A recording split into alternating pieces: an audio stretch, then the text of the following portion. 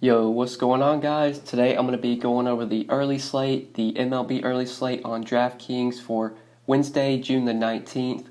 There is a 5-game early today, and I will be covering that in this video. After this video goes up, a couple hours after this video goes up, I will have my video for the main slate. I believe there's 10 games on the main slate, so I will be covering that later on tonight. But for now, we're going to take a look at the early slate. We're going to go through pitching and talk about the guys that I like at pitcher today. Work our way through the pool. I'll be sure to hit on all the guys that I feel like I'm going to be playing on this early slate, the guys I'm going to have exposure to. Then we'll look at some stacks that I really like for today. We'll talk about some BVP plays as well once we get towards the end of the video. Just before we do get started, guys, I would appreciate it if you would drop a like on the video. And if you are new to the channel, make sure you click that subscribe button down below so that way you won't miss out on any of my new videos. So starting off at the top, Garrett Cole, by far our most expensive option today, $11,400 in a matchup with the Reds. So on this slate, I think Garrett Cole is sort of a must. I don't know if I would say that he's a must, but definitely if you just look at the other options on this slate, nobody has the kind of upside that Garrett Cole has. Nobody has that 40-point upside. I guess you could say that Blake Snell does, but in this matchup with the Yankees, this is just a really tough spot for Blake Snell going into Yankee Stadium. I think taking some Yankees bats against Snell, especially because they're underpriced or because they got price decreases, makes a lot of sense. I just have a lot of interest in Cole. Nobody has the upside that he does on this slate. It's just hard to build a roster without Cole today. And there's not any expensive stacks that I really like. Like my favorite stack is going to be Oakland, and Oakland's relatively cheap. You can play Oakland bats with Garrett Cole. So I think Garrett Cole is going to be a high priority for me on this early slate. $11,400 against the Reds, not the most ideal spot. Pitching against this Reds team that doesn't have a ton of strikeouts. You can definitely get some Ks towards the bottom of the lineup, but at the top, kind of the same with Justin Verlander on a Tuesday slate. I didn't play much Verlander. That's going to be different today. I'm going to have a lot of Cole here, but not a lot of strikeouts. You can get some Ks, though, from the bottom of the lineup. 3.7 implied run total for the Reds, which is relatively low. I do like Cole quite a bit here. Even if he goes for 25 points and has an average game, he's still probably going to be the highest scoring pitcher on the slate. So I like paying up for him as much as I can. And then I would say my next favorite guy would probably be a guy like Chris Bassett at 8K. Bassett gets to face the Orioles in Oakland, a very favorable pitcher's park, an Orioles team that does have some strikeouts in its lineup. It is kind of hard to play Bassett and Cole together because that's a lot of salary that you're putting into your pitcher.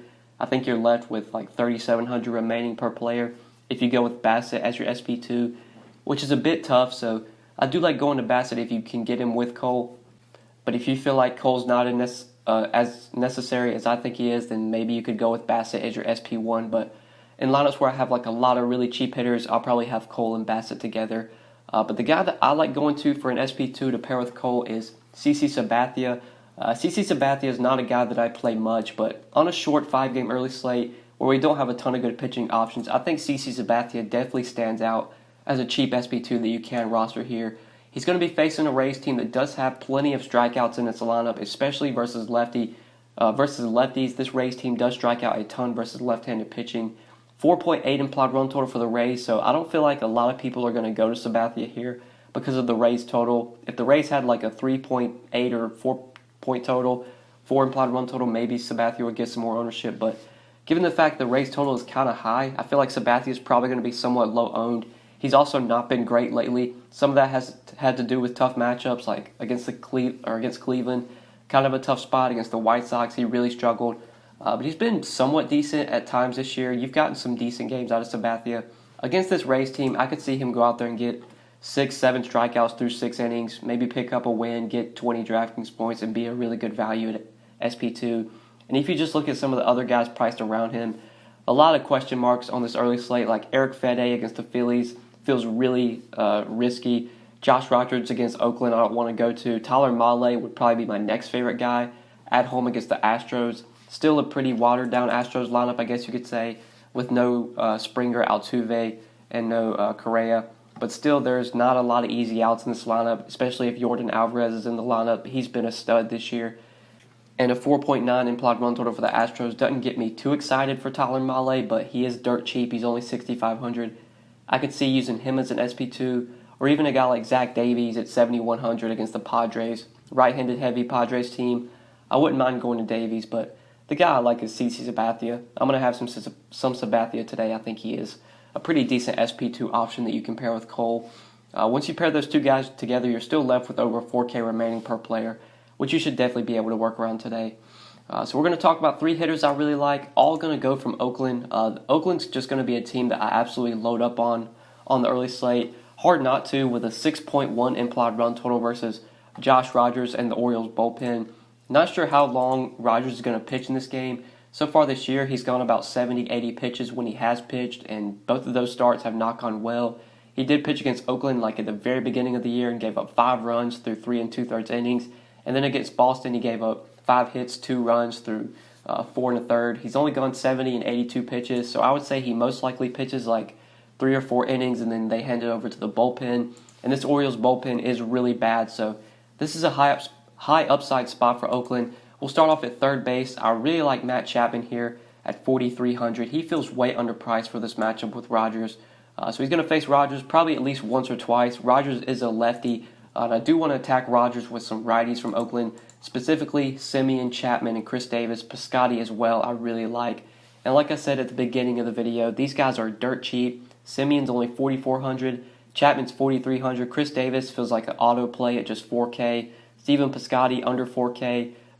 Drix and Profar under 4K. Grossman's only 4K. Then you got 4,100 for Liriano. Just so much value out of this Oakland team.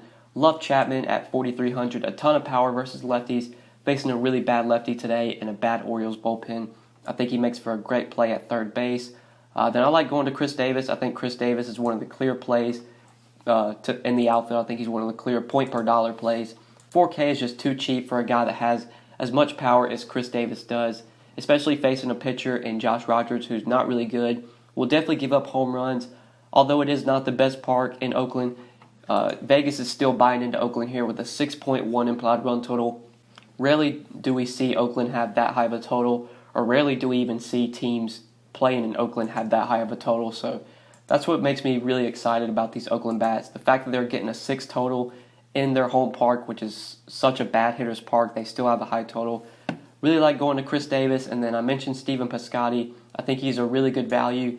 He's all the way down here at 3,600, dirt cheap. Really like him if you're going for an outfield value play, or if you're stacking Oakland, obviously he's a good value. So Piscotty's been pretty good this year versus lefties. He's really been struggling lately, definitely has been in a slump. You just look at the game logs, there's plenty of zeros in there. This is just such a good spot for this Athletics team facing this really bad Orioles bullpen and a really bad pitcher in Josh Rogers. So I love going to Piscotty as a value. I'm just going to be loading up on Oakland. I'm going to have a ton of Oakland stacks on this early slate. They're definitely going to be my highest owned stack by far. So these are my 5 plays for DraftKings for the early slate. Let's go ahead and talk about some stacks now. So obviously, like I said it, Oakland, number 1 stack for me by a mile. Love going to these Oakland bats versus Josh Rogers.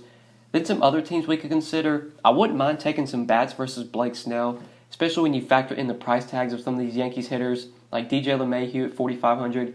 Gary Sanchez, I really like at only 4,600. I wish Giancarlo Stanton was a little bit cheaper. I would have a lot of interest in him. Even at 5,200, I think you can still go to Stanton because of how good he is versus lefties. Yankees bats, especially like a couple mini stacks versus Snell, make some sense in my opinion. Wouldn't mind considering some hitters versus Tyler Mahle. You do want to target Mahle with lefties, so Reddick, Brantley would be some of the top guys to target. Also, Yordan Alvarez, if he cracks a lineup, would definitely be a good play as well. We'll be interested to see what the total is for this Phillies-Nats game. Zach Eflin versus Eric Fede. I think we can definitely target some Phillies bats versus Fede. We'll be interested to see what their total is, if it's relatively high. I think the Phillies are probably going to come in as one of my higher owned stacks as well with Oakland. Fede, definitely a pitcher that I do want to target against. But I think that's it for stacks, guys. Let's go ahead and talk about some BVP now before we end the video. So starting off at the top, Yasiel Puig has gone 5 for 11 off of Garrett Cole. Gary Sanchez, 4 for 14 with 3 home runs off of Blake Snell. Mike Zunino, 5 for 11 with a home run off CC Sabathia. Kevin Kiermaier, 5 for 16 with 2 home runs off of Sabathia. Juan Soto, 4 for 10 off of Zach Eflin. And Anthony Rendon has also gone 4 for 10 off of Zach Eflin. So those are the BVP plays that I got for the early slate. I think that is it for this video, guys. Hopefully you did enjoy this video, and hopefully it did help you. If you enjoyed the video, make sure you click that like button down below, and make sure you subscribe if you have not already. If you do have any questions, feel free to leave them down in the comment section below, or like always, you can hit me up on Twitter at the DFS_GOAT. If you do have any questions, feel free to message me on Twitter.